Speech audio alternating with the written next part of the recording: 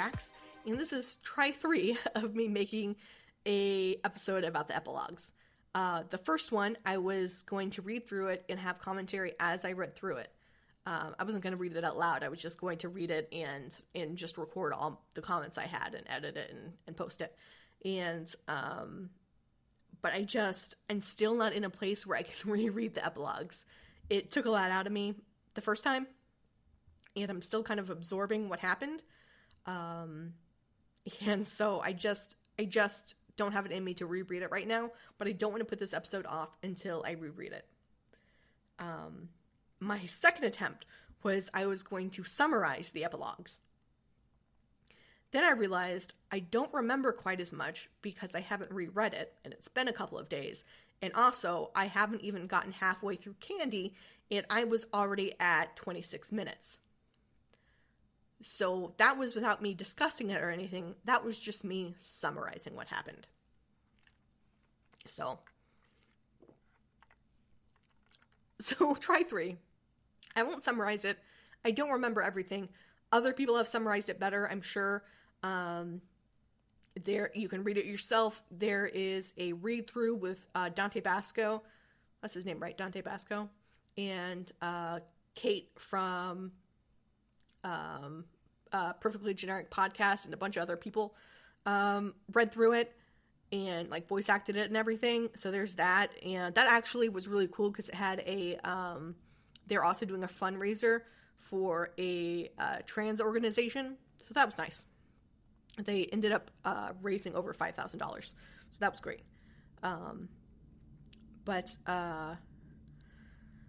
yeah, so other people have summarized it better. I'm sure Optimistic Duelist has something out there summarizing it or explaining it. So I'll just do my thoughts on it. And I'll explain, I did a read through of Candy and then Meat. My justification was a couple of different things. Is I knew, or I was pretty sure that Meat was going to be the canon, I wanted to say playthrough, but the canon read, the canon epilogue, and Candy, I thought was going to be kind of a Stepford Wives, everything's too good, and everything's too perfect sort of epilogue. And I wanted to save the canon one for last so I could end on canon, instead of ending on one where something was kind of not right. But I knew that reading both of them, the other would make more sense, and it would just be a different experience. But then also, one of my friends was going to read Meat first and then Candy, so I'm like, well, I'll read Candy first and see how that goes. So, you all know the story. If you don't, go read it. Before you read it, check out the list of trigger warnings at the beginning of the epilogue. Everything in those content warnings happens. If you are upset by any of that to the point that you would be seriously triggered, do not read it. Look for a summary. Find someone you trust who has read it and who knows what your triggers are, who you feel comfortable explaining your triggers to, and see if they can explain it into a way that will not trigger you. Because they're real. So my big takeaway from Candy was that John had this feeling the entire time of what I was kind of talking about. If everything was too perfect, things were just not quite right. But everything wasn't too perfect because Jane became a fascist, basically, like controlling a puppet government with her empire and calling for really, really bad stuff to happen to trolls. Just increasingly worse and worse thing for trolls, while Karkat finally gave up and became the face of the resistance. So, there was so much happening in both of these. I'm not trying to summarize them again. I started doing that, and I got 25 minutes and wasn't even halfway through Candy. But I really liked Candy. I know a lot of people didn't. I know a lot of people prefer Meat, and there are some people specifically skipping Candy because of it. But I liked it, and I think it ended on a hopeful note. For one, I partially like it because Rose and Kanaya get to be happy, and that's great. I want Rose and Kanaya to be happy, and they finally get some happiness, and that's very nice, and it's very sweet, and I love I love reading that, even if they end up going off and becoming like troll revolutionaries, which is great, but also concern of death. But everyone else gets like the shit end of the stick. Sorry if my voice sounds hoarse. I was just talking for 26 minutes before starting this, and so I'm trying to drink some water because calming down and stopping between these is apparently not an option I've thought of. I'm just in the mood for it now, so I'm going with a roll. So the hopeful note it ends on is, for one, I love Roxy's explanation of her gender, about how she's felt something was weird, but she married John so early, and she didn't think John was the sort of person she could talk to about gender stuff, so she just never explored it and left it like that until after they got divorced, and then she started thinking about it. And I forget if at the end she goes by they, them pronouns, but basically that's the way she's heading. She doesn't identify as a woman. And so that was very interesting to read. I really like how at the end they say it doesn't matter if what we do isn't relevant in the global sense, if it isn't essential, if it isn't, the absolute best, if it isn't the canon anymore, because we can still be happy with what we have. It doesn't matter that it doesn't mean a whole lot in the grand scheme of things. You still have to find your own happiness with what you have. And I think that's really important because I think a lot of people do feel like they have to be relevant in the grand scheme of things. They have to be important to the world, to society, to some bigger purpose. But it's fine to just live a happy life and just be happy.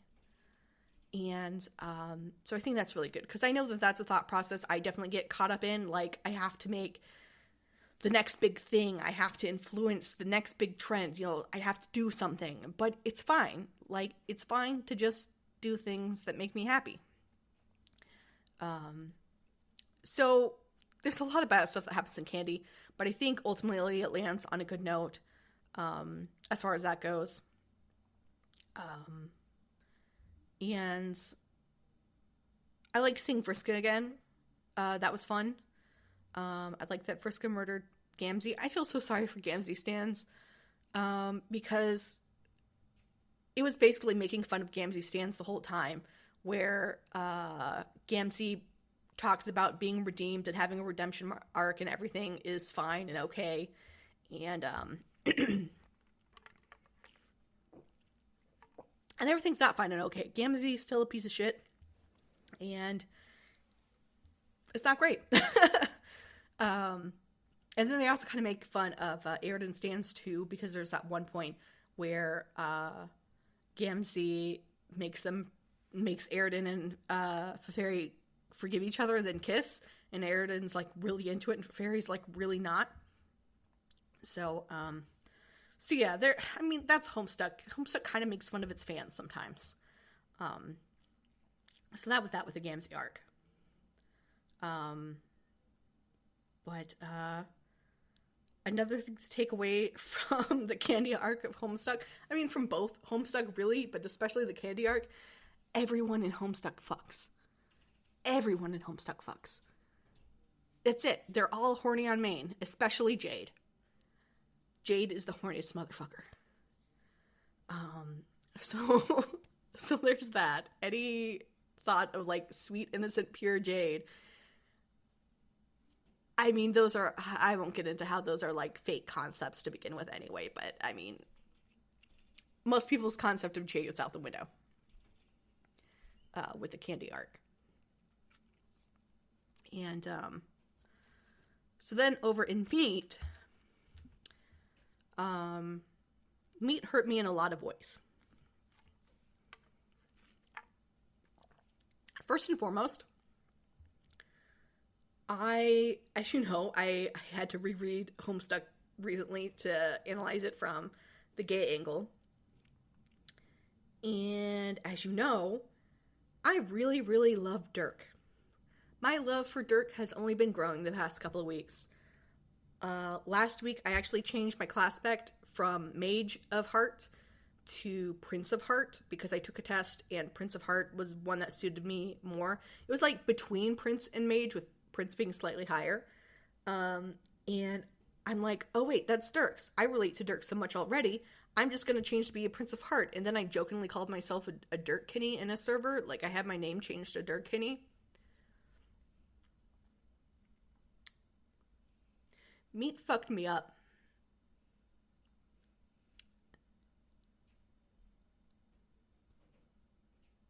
I get it. I see where it came from. And that's what hurts, I guess, is I see how I could have gone down that path. That's what really gets me with Dirk, is if it wasn't for some of my other issues that I had that Dirk didn't deal with, and the fact that I'm not in, like, an actual adventure and stuff like that, I could have easily become a very controlling person. I thought I was master manipulator in high school, and I thought that with a sense of pride.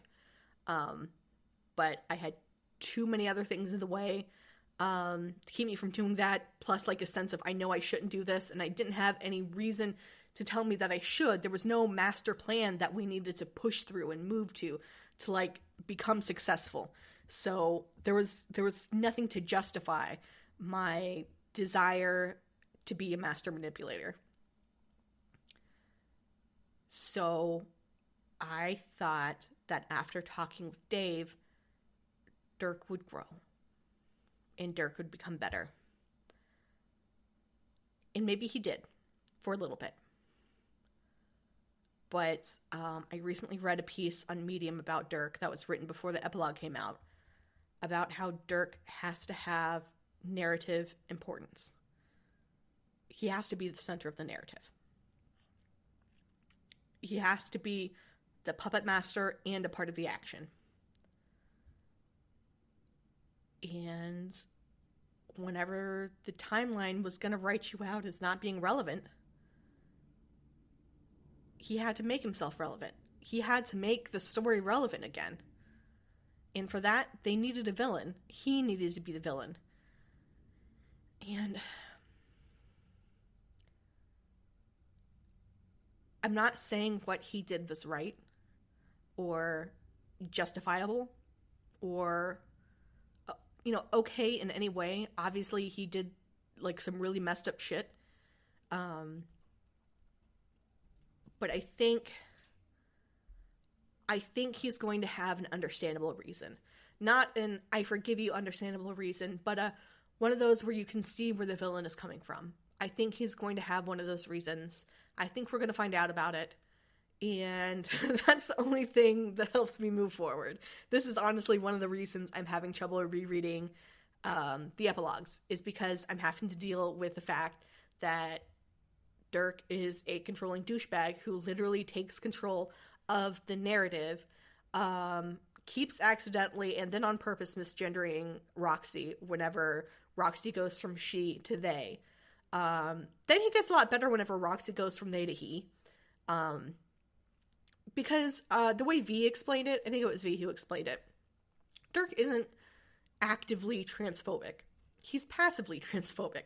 He's transphobic in the way that he'll forget your pronouns, even though it's been years since you came out, and he knows what they are, but he'll just forget them. And he'll just use them wrong, and he'll be like, oh, sorry. And you know that he's not really sorry because you know he doesn't really understand.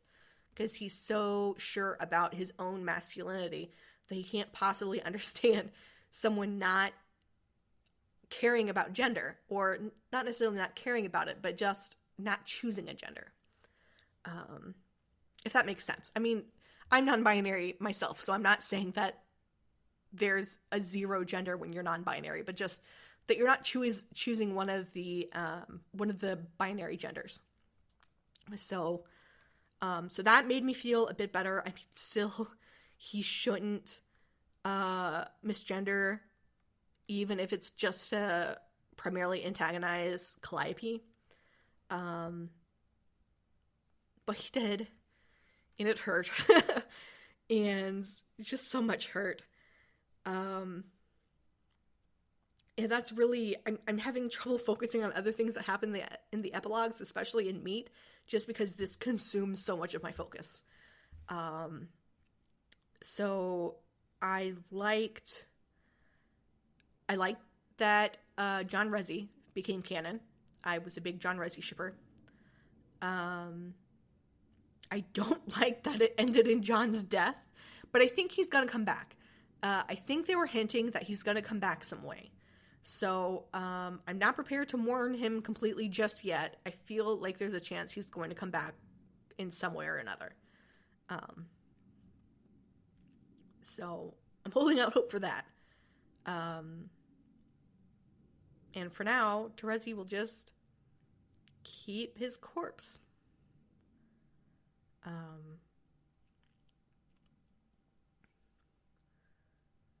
And I really, for the epilogue, we all feel sorry for people who stand Dirk, Jane, and Gamzee. Because Jane, like, if Dirk's trying to become a villain in order to keep everything relevant, and he's controlling people, which is dickish and awful, but we could kind of see it coming from a point, and he's like this big overarching villain that we don't get in real life because no one is literally controlling our narrative. No one is literally changing our thoughts or how we interpret things or what we say. Jane is what we have now. And we see that a lot more in Candy. But we see how it starts a lot more in Meat. Jane was kind of a look at what can happen with us now. Obviously, we don't have trolls. We don't have another alien race that we're limiting their breeding or anything like that. But man, a corporation controlling the government and enacting all these different changes that help the corporation profit and also limit the rights of certain people. I mean, that was on the nose, man. That's what we're all worried about, isn't it? We're all waiting for that to happen. I mean, at least I'm from America, if you haven't guessed by now. So I'm not sure quite how it is in other countries right now, but here in America, we're waiting. We're waiting and we're watching. And some of us are doing, and I definitely appreciate those who are doing. And I would like to be one of them, and maybe I will be when I have more energy to do things. But right now, most of us are waiting and watching, and we feel like the outcome that Jane made in Candy is the inevitable outcome for what we're dealing with. We hope that's not the case. This next election coming up, we're hoping things are going to be different, but we're waiting. So I feel like it's even worse for Jane stans because she's irredeemable in a different way. She's irredeemable in a real way. It's why people hate Umbridge from Harry Potter more than they hate Voldemort. Because Umbridge is real, and Jane is real. And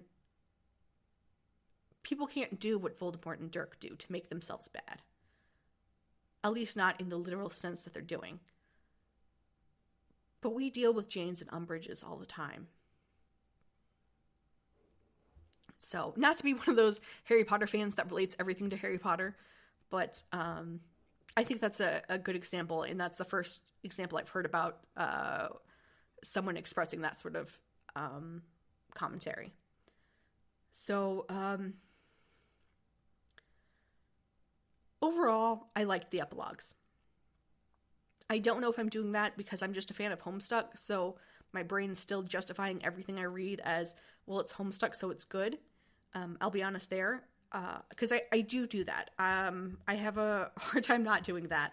I will say I don't care about John and Roxy ship. I do not like that. I love Roxy and I love John, and I don't like them together. And this is weird for me because usually if there's a canon pairing, I am so down with the canon pairing. even if I ship them with other people as well. Usually I'm fine with the canon pairing because I see it. Not in this case. I mean, it's not the canon pairing, it's the candy pairing. But, yeah, not into that.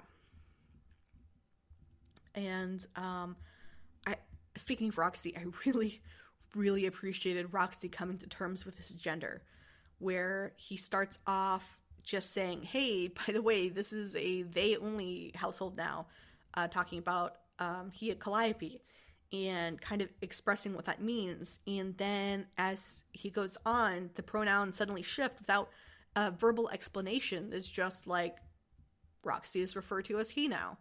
And that's just a shift that happens, and everyone's fine with, and everyone keeps mistaking Roxy for Dave. And that's just a funny thing that Roxy's okay with. And it's made me think about my own pronoun choices, because right now my pronouns are they, she. But am I only holding on to she because that's what I'm expected to be? It makes me think. And I appreciate that. It seemed very real. It seemed very, very real.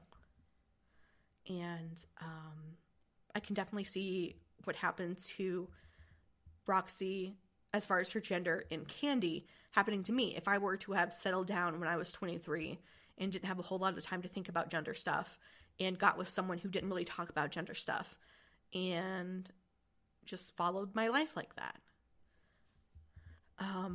So I appreciated that. There was a lot that I really appreciated about the epilogues, that it felt very real. And I know we want Homestuck to be all fun. We wanted the epilogue to be satisfying, and we wanted John to be happy. But I also appreciate that in Meet, John realizes he has depression, and he says it in those words. He expresses that to someone. And it's just, it's not what we wanted. It's not what we expected. Even if we had no expectations, it's not what we expected. But I think it was good. And I'm looking forward to what's going to happen from now on. What's going to happen in the future. Is it going to be a continuation of the epilogue, or will there be like a Homestuck 2? Because that's the way it's kind of looking now. Speaking of just funny moments I really liked Dave and Obama. That was hilarious.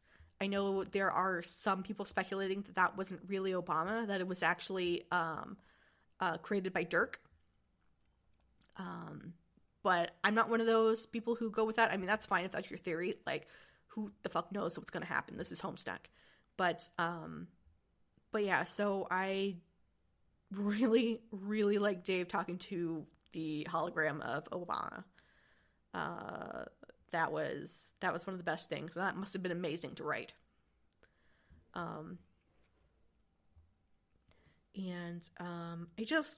Everything was so realistic. Like, you can see how people can fall into these patterns.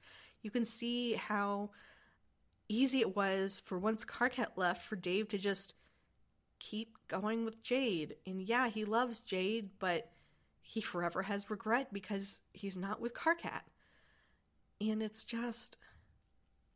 very real. And I think it was more real than what we wanted. I think it was more real than what we needed. And, but I think it's good. Overall, I think it's good. Even though I'm very upset by the turn Dirk took, I can see how it could happen. And I'm holding out. I'm still a Dirk fan. I'm still a Dirk stan. I still love him very much. I'm still the Prince of Heart. But yeah, I'm just going to have to see how it plays out. So I'm hoping we get to hear from that soon. But honestly, as much as I want to continue on with the epilogue, I am hoping we get Hive Swap 2 pretty soon. I have no idea. This is just coming out of nowhere because I recently watched a playthrough of Hive Swap. I haven't played it in a while, so watching the playthrough is like, oh yeah, I want to get back to this. So that's completely out of nowhere. I was hoping that there was going to be some sort of announcement for Hive Swap 2, or haunt switch or whichever. But yeah, we're still waiting on that. And hey, if you need any programmers, I'm learning Unity and I'm getting better at it. And I know C# and I can write. I don't write a whole lot of fan fiction, but I can still write. So shout out to me. Also, this goes for you guys too. If you have any projects, man, I need more projects to back my my portfolio. You know what I'm saying? So I need to take on 1,002 projects instead of just the 507 that I have. But yeah, so that's kind of my take on the epilogues. There's a lot I didn't go over, guys. There's so much I didn't cover. I really just touched on what was important to me, and that's primarily Dirk. Dirk is primarily important to me, but I hope that this was interesting to listen to. Let me know if you agree or disagree with some of the things I've said. I do have a Discord. There's a link to that on my website, which is jaxdoeshomestuck.com. There's links to like everything. I have them in the description of this episode. But also links to everything can be found on jaxdoeshomestuck.com. So Jax is spelled Jax, and everything else you should know how to spell. So yeah, check that out there. I have a coffee that I want to keep calling Ko-Fi. And some people have been able to donate to that, and that's been real swell. I now have commissions for, I now have voice commissions open. So if you want me to read lines, in a character voice or just read lines, it's $3 for 30 seconds. I know I'm like just promoting myself here a lot, but, that's what this is for. This is my promo. It's my channel. So there's that, and I have some examples on my Ko-Fi coffee, whatever, which is Socially Anxious Dragon, and again, there's links to that in the description and on my website. And I also have a Patreon. With Patreon, if I have the episodes early, which I usually do, you get them early, and you also get access to some other content that I have on there, like I have some bloopers. So there's that. Like I might have the 2 episodes I started to do and have those as extras that you get for Patreon, and you also get access to a special channel on my Discord server. But anyone can come to my Discord server and just talk, whether it's about Homestuck or about other stuff. I also talk about some of my other projects on my Discord. But yeah, or find me on Twitter, SA Dragon Tweets. Again, link below, link in the description. Link on my website. And yeah, I also have the YouTube channel going, so check that out, link in the description. It's Jax Does Homestuck, and I'm not updating those quite as frequently. I'm trying to get caught up on them, but I'm needing art for some of the episodes I'm doing now, so it's taken me a bit to get that art and get that up, but yeah, that's the plans. So now I've spent like 5 minutes just talking about nothing, but I really appreciate you guys listening this long. I appreciate you listening to me ramble about the epilogue and not have any coherent sort of way and my voice giving out because I've been talking too much, because I also was doing a someone wanted me to read for a board game narration, so I was doing that today too. So I've just been doing way too much, and I'm probably not gonna talk for the rest of the day. But thank you again. Thank you for listening to my rambling. Honestly, if you don't like my rambling, I don't know how you're still listening to my channel. But yeah, this was the epilogue, and it's going to be on a weird day. Like, I'm finishing this off at Tuesday, and I'm probably just going to go ahead and upload it instead of waiting for Wednesday and still have my regular episode on Wednesday, just because it's an epilogue, it's a new stuff. I want to get it out as fast as possible. And yeah, I just had to sit on it for a bit and figure out what I was going to do. So, thank you for listening. Let me know if you have any suggestions for future content. Let me know if you liked the fan projects that I have. I have another one coming up next month, I believe, into next month. So, and I'm going to have another guest on when we're done with Act 2. So I want to get more community involvement, and I want you guys to know what's out there. I think it's really important to support fan projects not saying that just because I have my own fan project. But yeah, so let me know if you have any suggestions for people you want to come on, or if you want me to do fan projects more often to break up what can be kind of monotonous with the read-throughs. Let me know about that. And yeah, I will talk to you guys tomorrow. And by I will talk to you guys, I mean me from over a year ago will talk to you guys tomorrow. And yeah, I'll see you then.